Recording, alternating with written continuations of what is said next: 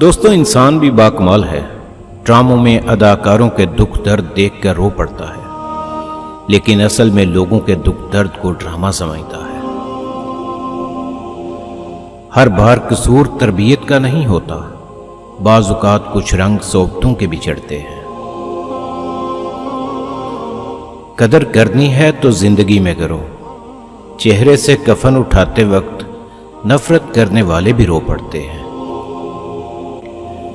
زمانے کا کام ہے مشکل میں ڈالنا، اور اللہ کا کام ہے مشکلوں سے نکالنے کے لیے ہزار راستے نکالنا۔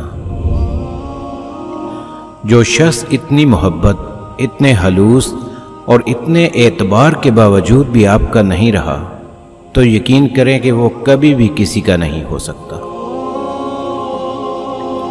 حضرت علی رضی اللہ تعالیٰ عنہ سے پوچھا گیا، کیسے پتہ چلے گا کہ کون کتنا قیمتی ہے؟ فرمایا، جس انسان میں جتنا زیادہ احساس ہوگا وہ اتنا ہی زیادہ قیمتی ہوگا۔ کائنات میں کوئی اتنی شدت سے کسی کا انتظار نہیں کرتا جتنا اللہ اپنے بندے کی توبہ کا کرتا ہے۔ زندگی میں آگے بڑھنا ہے تو بہرے ہو جاؤ، کیونکہ بعض لوگوں کی باتیں مایوسی میں اضافہ کر دیتی ہیں۔ غلط لوگ سب کی زندگی میں آتے ہیں، لیکن سبق ہمیشہ صحیح دے کر جاتے ہیں۔ مرد کا کردار اتنا مضبوط ہونا چاہیے جیسے زلیخا کے سامنے حضرت یوسف علیہ السلام کا تھا۔ ایک نفرت ہی ہے جسے دنیا چند لمحوں میں جان جاتی ہے، ورنہ چاہت کا یقین دلانے کے لیے پوری زندگی بیت جاتی ہے۔ زندگی کی ہر ایک ٹھوکر یہی احساس دلاتی ہے کہ اے اللہ، میرا تیرے سوا کوئی نہیں۔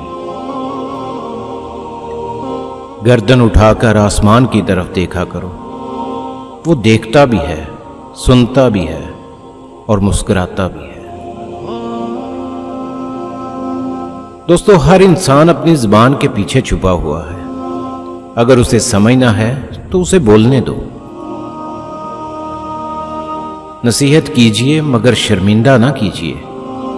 مقصد دستک دینا ہوتا ہے، دروازہ توڑنا نہیں۔